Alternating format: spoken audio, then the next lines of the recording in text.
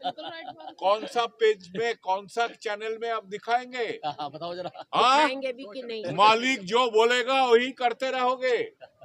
अंबानी का घर में शादी में कौन क्या कपड़ा पहन के आया वही मीडिया का बिजनेस बंदोबस्त है, सब्जेक्ट है। ये मजबूरी से दिखाया, काहे हम सड़क पे है। देखिए वहां तो एक ही परिवार का घर तोड़ा गया है, बाकी लोगों का थोड़ा बहुत नुकसान है। और वो लोग का रहने में इंतजार का ऊपर हमला चलेगा और वो रहने का बंदोबस्त सरकार ने नहीं किया, वो लोग खुद अपने कमाई से बनाया, उसका ऊपर हमला कर रहा है। ये मजदूर वर्ग सहेगा नहीं।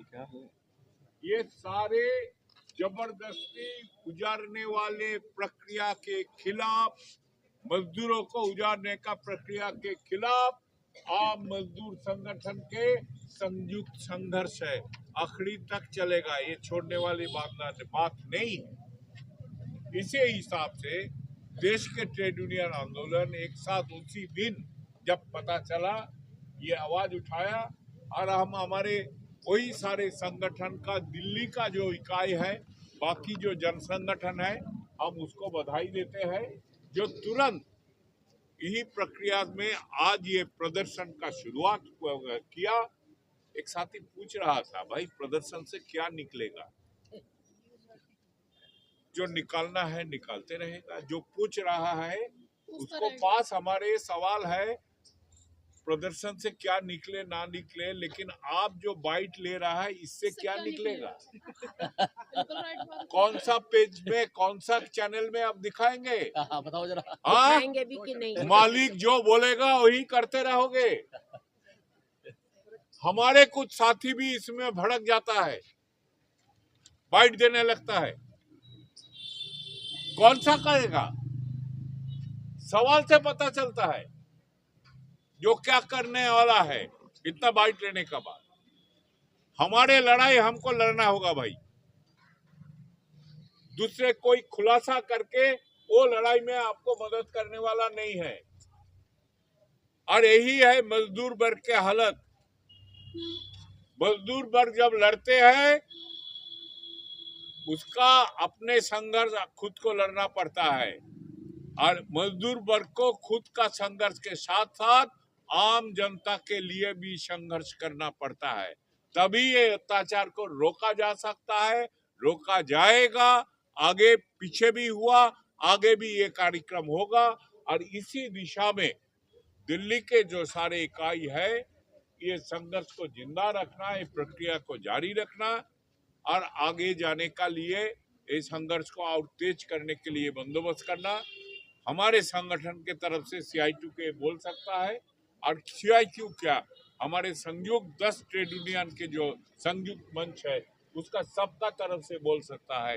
जो आपका ये संघर्ष पूरा देश में ले जाने का काम ये संगठन करेंगे, ये सारे संगठन मिलकर हम करेंगे। ऑलरेडी 29 को बयान दिया, डिफरेंट स्टेट में ये इसको आम रूप से प्रचारित हो रहा है। मीडिया भी इनकार नहीं कर पा रहा है, इसीलिए रिपोर्ट आ रहा है, नहीं तो ये रिपोर्ट आने वाला नहीं था। अंबानी का घर में शादी में कौन क्या कपड़ा पहन के आया वही मीडिया का बिजनेस बंदोबस्त है, सब्जेक्ट है। ये मजबूरी से दिखाया, काहे हम सड़क पे है। और ये मजबूरी पैदा करने वाला शासक वर्ग के लिए, और इसको लिए भी जो शासक वर्ग को उठा रहा है मीडिया के लिए, ये ट्रेड यूनियन आंदोलन के काम है। हम आप मिलके करेंगे और हम जीतने के लिए लड़ते हैं। इंकलाब जिंदाबाद, मजदूर एकता जिंदाबाद, लड़ेंगे हम जीतेंगे। देखिए DDA के अधिकारी वास्तव में आधिकारिक रूप से कुछ बोलना नहीं चाहते। बुनियादी बात क्या है? बुनियादी बात है, एक नेशनल हीरो है, पूरे दिल्ली में अभी पॉपुलर हुआ है। अलग अलग राज्य सरकारें बुला के उनको सम्मानित कर रही हैं। अभी दिल्ली की सरकार के भवन निर्माण सनिर्माण बोर्ड ने उन सबको प्रशस्ति पत्र और 1 लाख रुपया देने की घोषणा की है। तो ये तमाम चीज़ें होने से वो वकील उनका लीडर है जो रेट माइनर्स हैं, वो चैंपियन हुआ है, और उसको टारगेट करके अगर आप उस मोहल्ले को देखेंगे तो उसका घर बीच में है।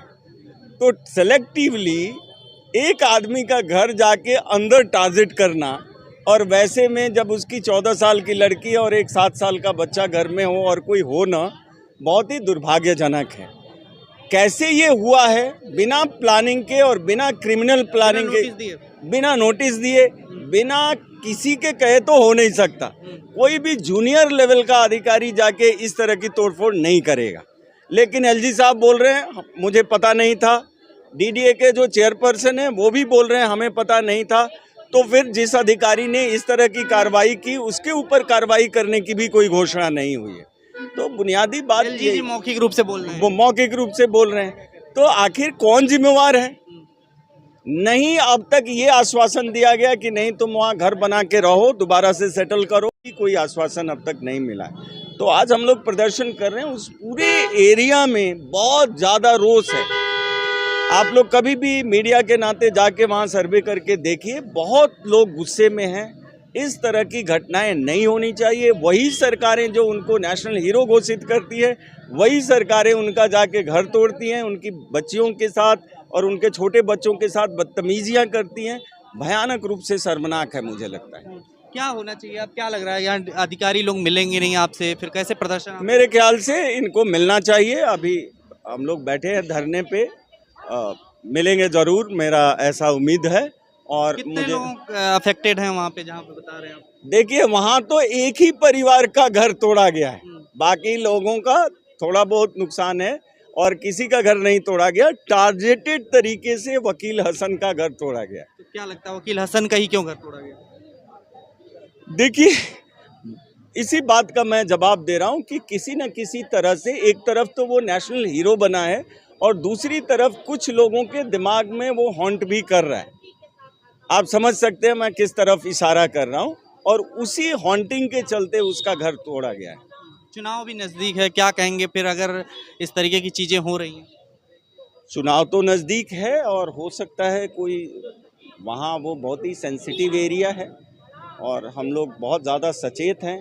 नागरिक समितियां बना रहे हैं ताकि किसी भी तरह का विभाजन ना हो, और इस मसले पे कोई विभाजन नहीं है। दरअसल सारी जनता एक साथ मिलके वकील हसन के घर तोड़े जाने के विरोध में खड़ा है। After all a national hero is a national hero, he is not from any community. मांग क्या है आपकी? मतलब उनका तुरंत घर वापस किया जाए, और वहाँ अगर उनको नहीं बसाया जा सकता तो उनके लिए अल्टरनेट प्लॉट दिया जाए। बहुत खबरों में बने रहने के लिए फोरम 4 को सब्सक्राइब करें और नोटिफिकेशन पाने के लिए बेल आइकन दबाएं।